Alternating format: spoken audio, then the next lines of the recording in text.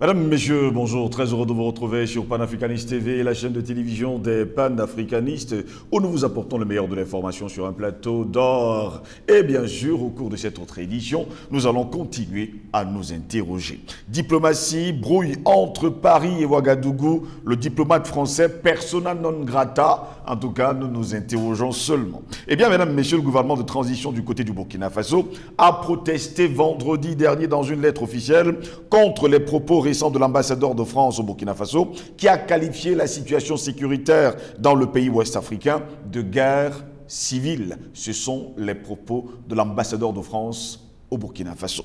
C'est avec un grand étonnement que le gouvernement de la transition burkinabé a pris connaissance des propos tenus le 5 juillet 2022 devant des représentants du Sénat français par l'ambassadeur Luc Halad, ambassadeur de France au Burkina Faso, au cours de l'audition du groupe d'amitié France-Afrique de l'Ouest sur la crise politico-sécuritaire, a écrit le gouvernement dans la lettre de protestation publiée vendredi dernier. Selon la même source parlant du Burkina Faso, le diplomate français a affirmé que l'absence de résultats provoque des frustrations de plus en plus fortes dans le pays et que ce conflit endogène est en réalité une guerre civile. Pour les autorités burkinabées, de tels propos suscitent des interrogations bien légitimes, surtout au moment où les forces de défense burkinabées commencent à engranger des résultats sur le terrain de la lutte contre le terrorisme.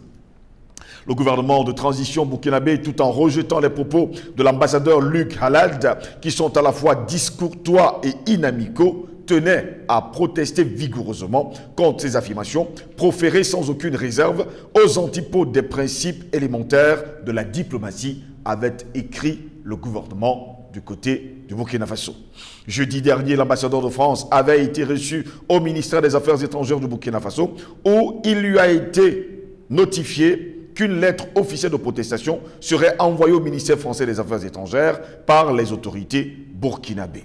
Est-ce pour dire tout simplement que ce dernier pourra être expulsé du Burkina Faso? Voilà pourquoi nous nous interrogeons. Diplomatie, brouille entre Paris et Ouagadougou, le diplomate français persona non grata. En tout cas, c'est notre grande interrogation. Pour répondre à nos questions, nous sommes avec Paulela, président de African Revival et panafricaniste. Paulela, bonjour, bienvenue à vous. Bonjour Steve, un plaisir renouvelé.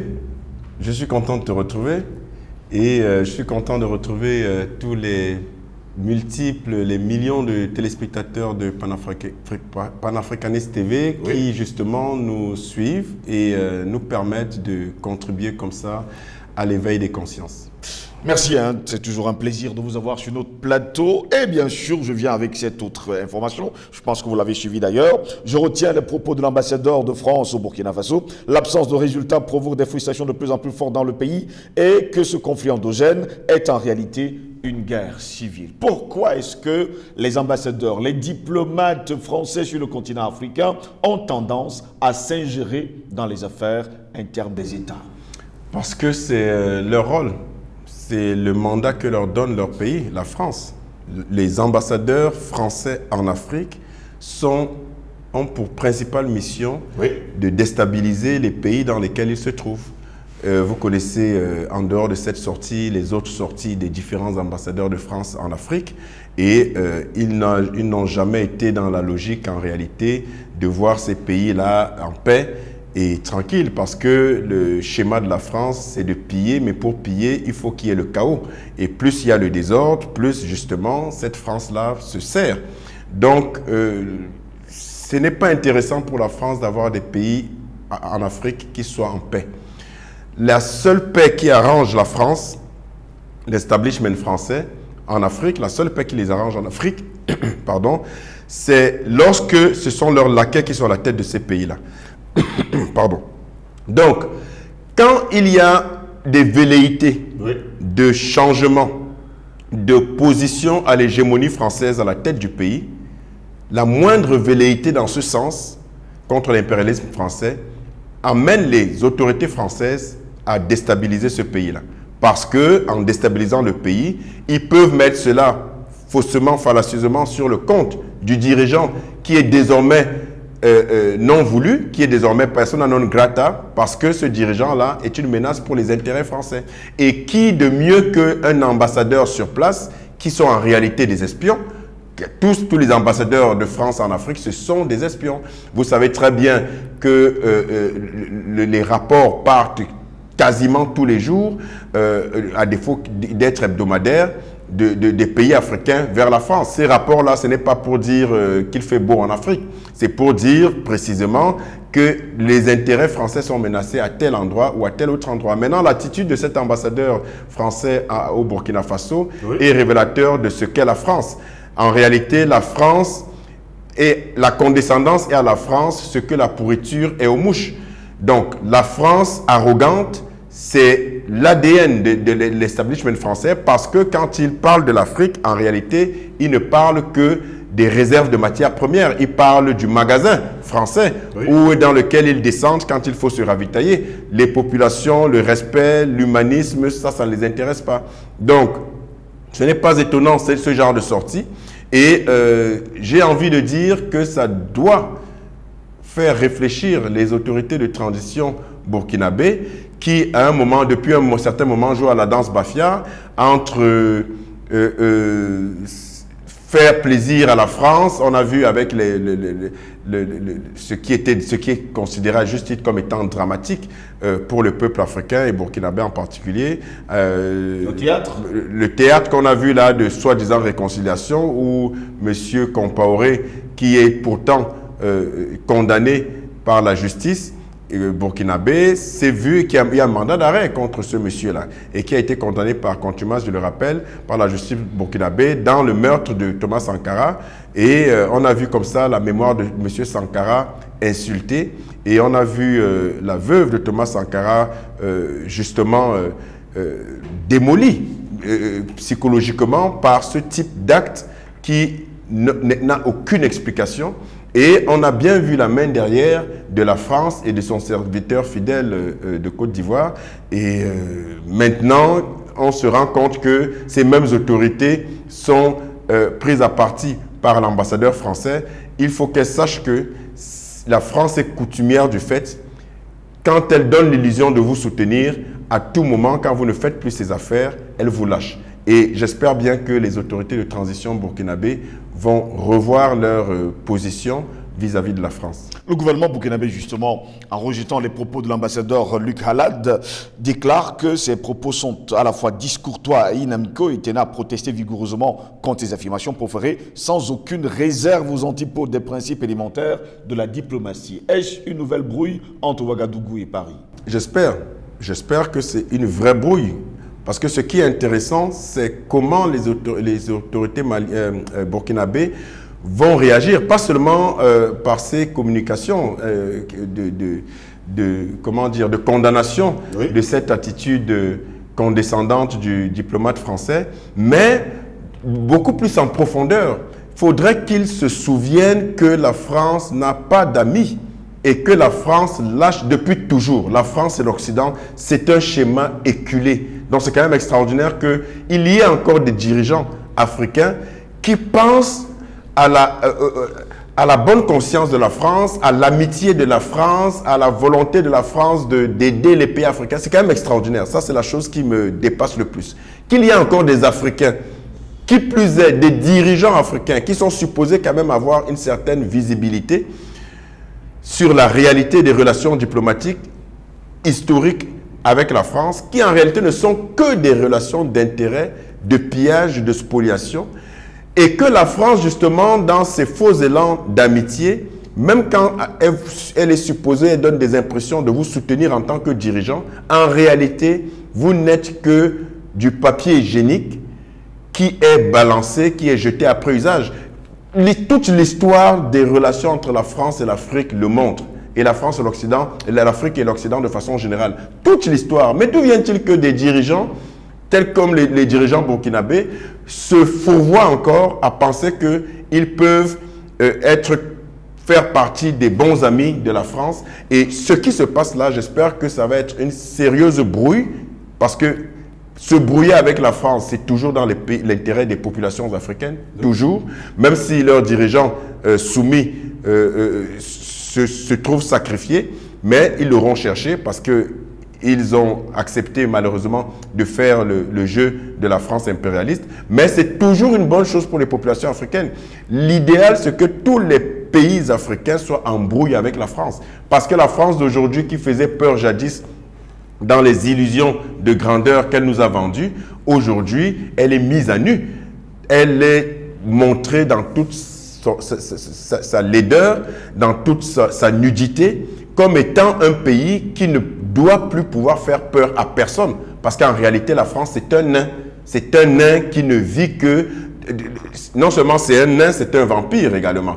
Une sangsue qui ne vit que justement du bien-être naturel des populations africaines et des terres africaines. Donc, la France ne fait pas peur.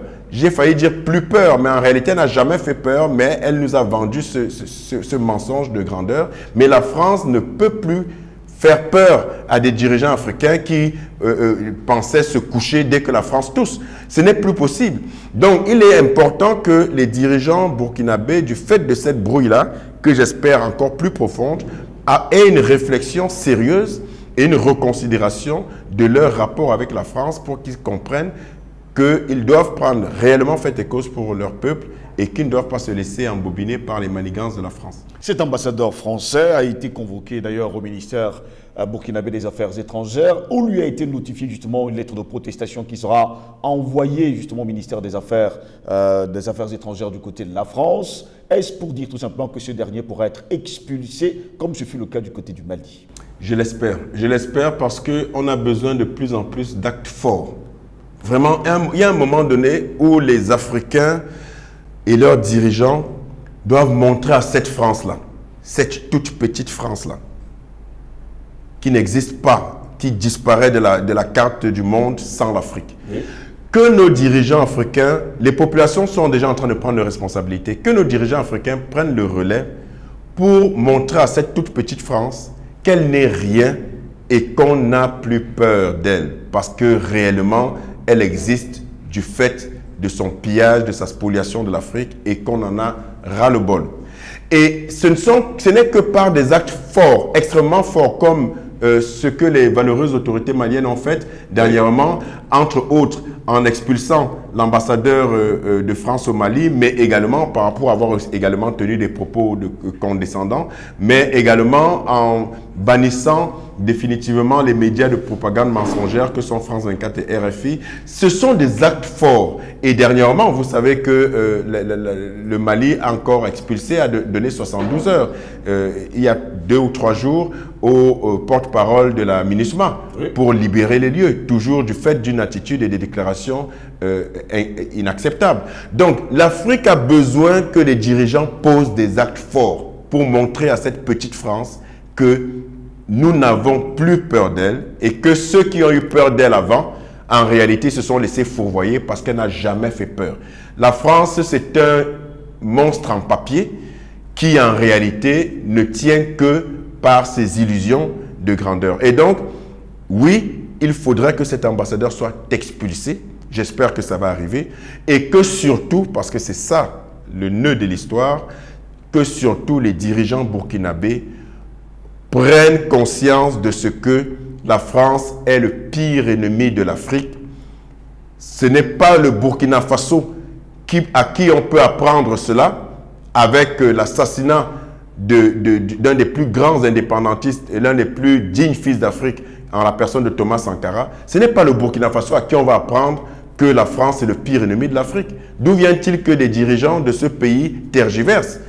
Donc, il n'est pas possible que ça continue à tergiverser au sommet de l'État burkinabé et donc que cette situation, que je pense salutaire, puisse amener justement ces dirigeants-là du Burkina Faso, du pays des hommes intègres, du pays de Thomas Sankara, à revoir leur copie en termes de rapport avec l'Occident et notamment la France. Pendant ce temps, sur le continent africain, les ambassadeurs français organisent les messes de minuit, rencontrent la société civile, financent les partis politiques, surtout d'opposition. Quand est-ce que ce genre d'attitude va s'arrêter? Elle va s'arrêter quand on aura atteint la masse critique qui permet justement à inverser la tendance. Elle va s'arrêter quand le travail que vous faites si brillamment tous les jours avec tous les illustres panafricanistes que vous invitez sur votre plateau auront atteint un niveau de sensibilisation, de conscientisation des masses, et c'est en cours, tel que on ne pourra plus avoir un autre discours, un autre son de cloche que celui de la souveraineté. Et nous sommes résolument et de façon irréversible en marche vers ce niveau de conscientisation qui sera le synonyme de la délivrance et de la liberté totale de l'Afrique. Alors, qu'il y ait des manigances avec des pseudo-africains, des laquais de la France, des nègres de maison, ça, c'est pas étonnant. C'est même pas ça qui doit nous inquiéter. De tout temps, dans tous les corps des combattants, il y a toujours eu des infiltrés. Ça, c'est vieux comme le monde. Il y a toujours eu des infiltrés, il y a toujours eu des poltrons, il y a toujours eu des gens qui vacillent. Mais en réalité, ce n'est pas ça qui est important. Ce qui est important, c'est que nous fassions le travail que nous avons commencé, que nous restions droits dans nos bottes et que nous ne nous laissions pas intimider, mais surtout que nous soyons soudés, quand bien même on ne serait pas dans... Exactement, parce qu'on n'est pas dans la pensée unique. On ne veut même pas parler de pensée unique parce que c'est ce que nous combattons précisément.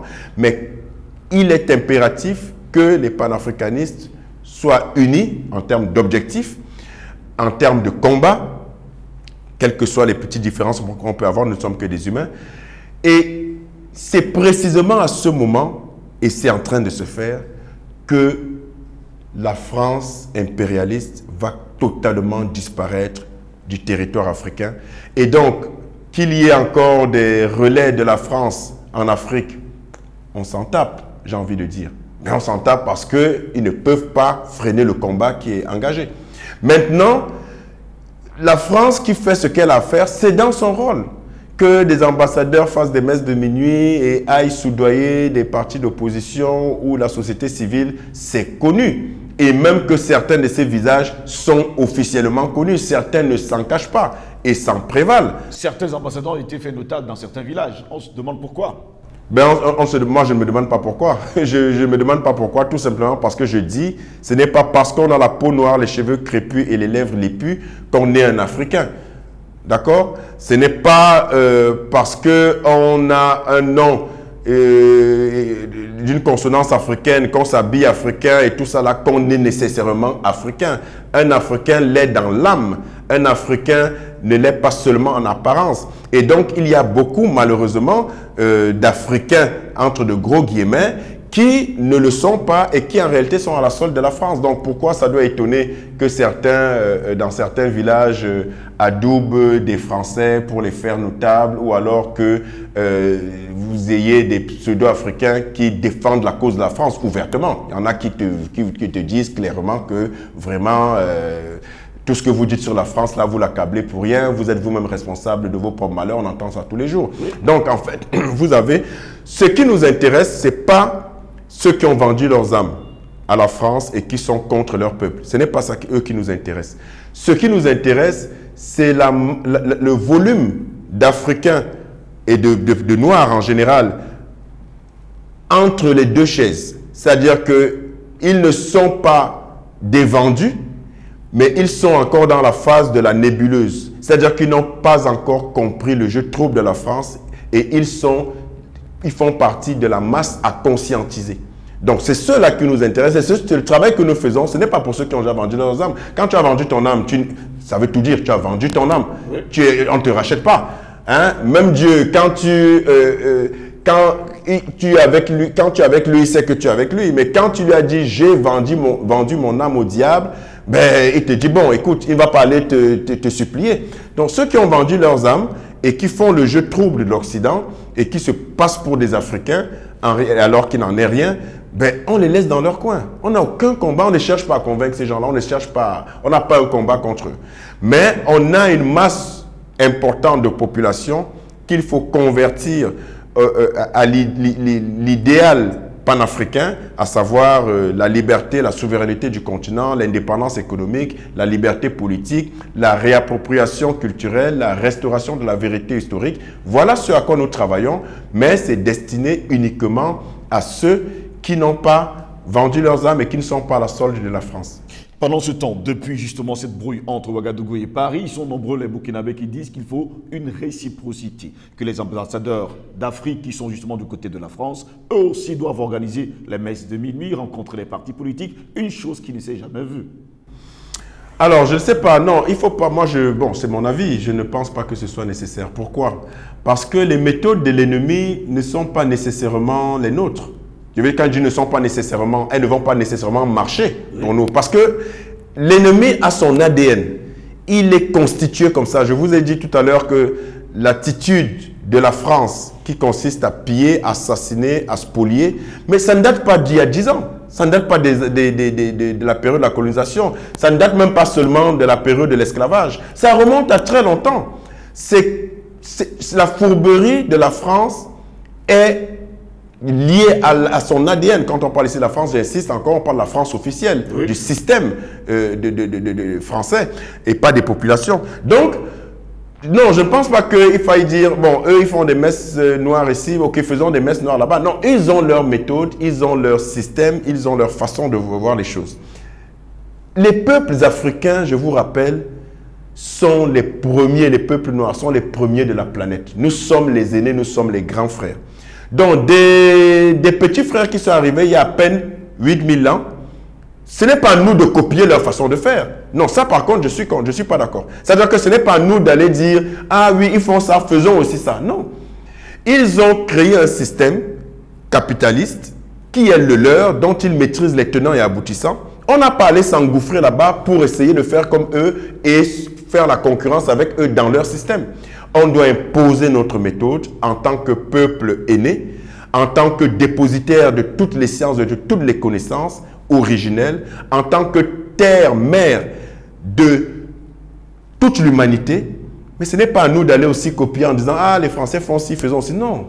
Il faut qu'on s'invente notre propre modèle, qu'on reste inscrit dans la logique de ceux qui sont les précurseurs sur cette terre, de ceux qui sont à l'origine de toutes les civilisations, fallacieusement, dont les connaissances sont fallacieusement accordées à des civilisations qui sont arrivées très largement après.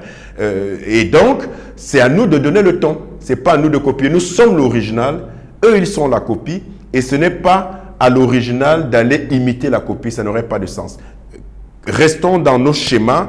Rappelons-nous la fierté que nous devons avoir en tant que peuple noir originel, premier peuple de l'humanité, et n'allons pas dans le sens de ce qu'eux ils font, comme si on était juste à leur solde et comme s'il fallait les copier. Nous sommes l'original, eux ils sont la copie, à chacun son rôle. Merci à vous pour d'avoir été des nôtres. Merci mon cher Steve, à très bientôt. Mesdames, Messieurs, au plaisir de vous retrouver très prochainement. Restez sur Panafricanist TV, l'information est en continu sur notre chaîne. Bonne journée à toutes et à tous.